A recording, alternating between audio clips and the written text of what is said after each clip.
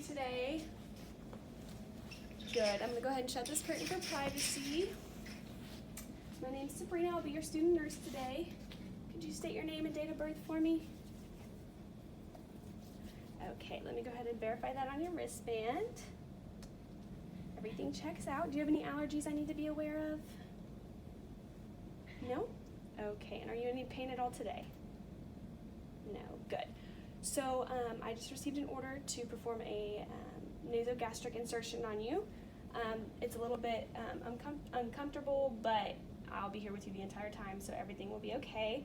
I'm going to go ahead and first start though with an assessment of your bowel, just to make sure everything looks good before I get started on that. So I'm going to go ahead and lay your head down so I can assess your bowel.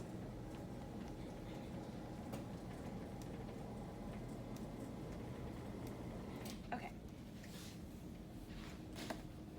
So I'm going to lift up your clothing just a little bit. First things first is I'm just going to inspect it just to make sure that there's no distension, that the color is appropriate for his ethnicity. There's no signs of wounds or lesions that we did not see before, and that all looks good. So I would next also take his bowel sounds.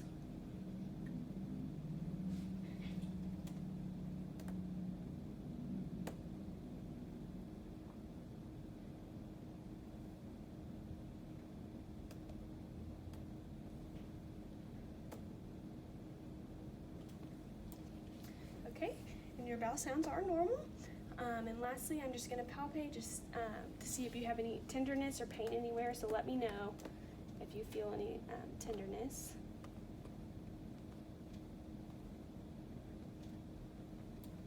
Is there any pain? No. Okay, good. So now we can go ahead and get started. I'm going to sit you in the high Fowler's position. This prevents aspiration.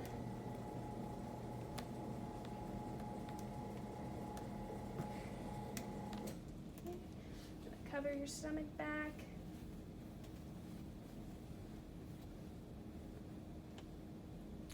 Okay, so like I said before, this might be a little uncomfortable, but if you show any signs of difficulty breathing, I'm right here and I will stop the procedure.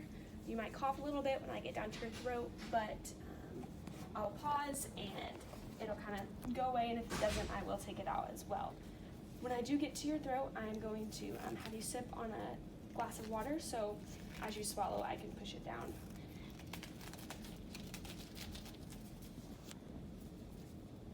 Do you have any questions for me before we get started? Okay.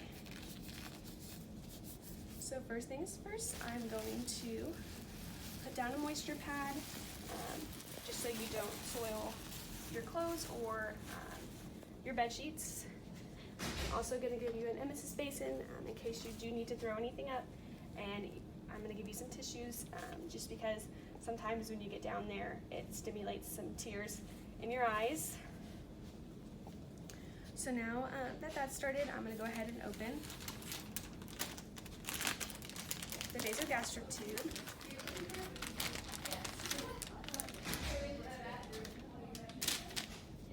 And before I begin, I need to measure the nasogastric tube to see how far it should go down. So to do this, I'm going to measure it from the patient's tip of the nose to the earlobe, tip of the nose to the earlobe, all the way down to the xiphoid process, which is about right here.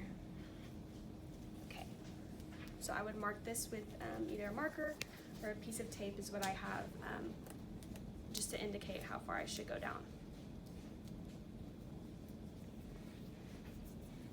Okay. So now that this is marked, I'm going to go ahead and start the procedure. I'm going to begin by lubricating it with 2 to 4 inches of lubricant in order to get it down easier. So I'm going to go ahead and have you tilt your head back for me, and I'm going to put it in your nostril that you can breathe out the most, which in this case is your right. I'm going to have you lift your head back, and I'm going want to slowly insert it upward and backward. Now it has reached the pharynx, and I can tell because the patient just coughed because it stimulated the gag reflex. So I would have them sip on some water or swallow so I could get it all the way in, and as they are swallowing, I would push it in, and then I would stop once they're breathing.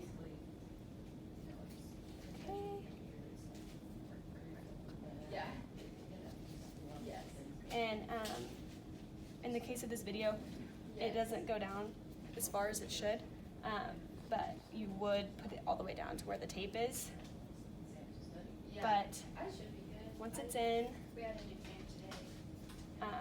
past the throat, once you get to the throat and the patient is sipping water, you also want him to put his chin to his chest to help get it down more. And so now that once it's in, I'm going to go ahead and put it to the side, lightly tape it to his chin or his cheek. I can't fully tape it yet to his nose because I have to make sure and confirm that it is in the right area. So there's 4 different ways you can do this. You have to confirm it 2 different ways. The first way is by having your physician order an x-ray. And then after your physician orders an x-ray, you can also aspirate the contents, which I will be doing right now. So first things first is I would take a syringe. I would put it in the tube. And I would aspirate his gastric contents just a little bit. Good. So if there's gastric contents in there, you want to clip it and then take it off. You can pour it into a basin, throw it away, and then you can take a pH strip and test the pH of it, and if it's 5.5 or below, that is in the gastric area. And then you can also test the consistency and the color. So if the gastric content is like greenish with particles, or it could be a little white, or it could be brown because of blood in the stool. So that would also indicate that it is in the right area. And then you could also measure the length of the tubing that you have outside of the patient still as well. And so then after you confirm that the tubing is in the right place, you can tape it the right way. So I would get 4 inches of tape. The bottom 2 inches are going to be open, just so I can put the part that's not open on the bridge, and then the bottom I'm going to wrap it around the nasogastric tube. And then I would put one over it as well. At this time I would also apply some skin barrier, just because we do have that tape on there. It could get a little bit irritating to the patient. And then after that we would hook the patient up to suction. So what we would do is we would check the suction. I should have done it yesterday. I should have done it, but And you don't want it to go over 150.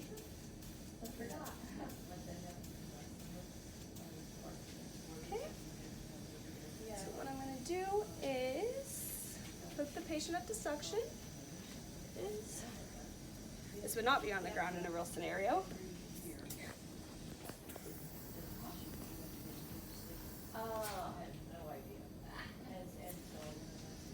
And then you would make sure the patient was okay, clean everything up, and then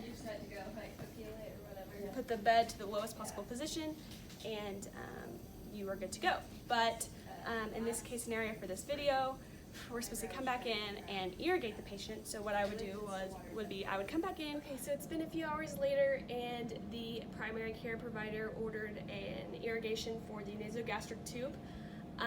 So in this situation, I would come back in, close the curtain for privacy, identify the patient again, of course, put him back in a high Fowler's position and explain to him what I'm going to be doing. So I would tell the patient that the primary care provider ordered a nasogastric irrigation just because the nasogastric tube is not flowing as well as it should.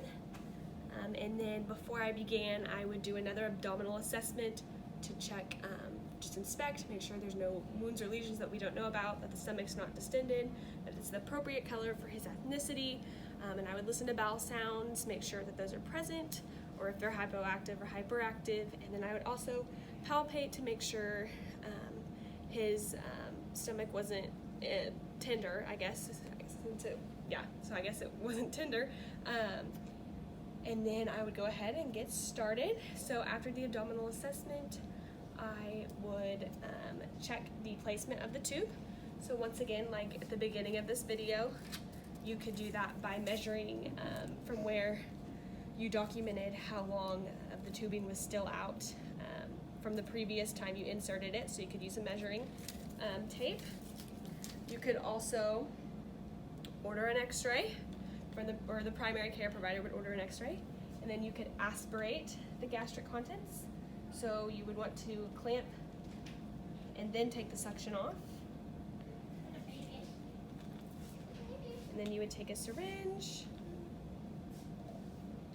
pull out some of the gastric contents, clamp it to take it off again, and then you could use this to test the pH and the color and the consistency and everything like I did before. So once I had a confirmation that it was in the right place, I could start to irrigate. So I would start off by checking the solution to make sure it's the proper solution for the patient, that the expiration date is not expired. And once I'm done with that, I can take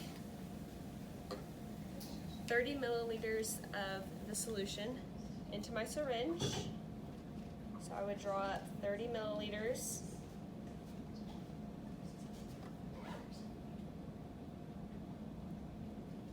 Okay, so now I can start irrigating. I would put the 30 milliliters into the tube. You want to make sure that it does not go into the blue air vent since this is a double lumen. 30 milliliters into the patient. And then you would want to clamp it again. Take that out. And you would want to put the suction back on so you can observe the drainage that goes back into the suction cup.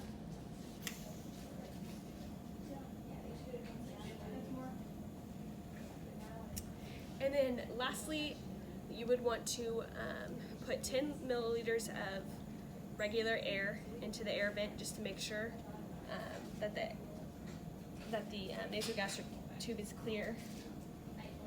So you put 10 milliliters in. You would take that out.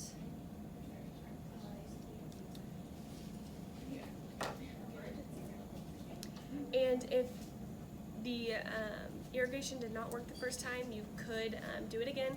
You would have to aspirate the gastric contents again, and then put 10 to 20 milliliters of air in it, and then you could irrigate again with 30 milliliters of solution. So after that is done, you can just hook the patient back up to suction and put the bed down to the lowest possible position, record the irrigation, make sure the patient doesn't have any signs of difficulty breathing, anything like that, and just assess to make sure his stomach is not distended, anything like that. And then if the patient doesn't need anything, you're good to go.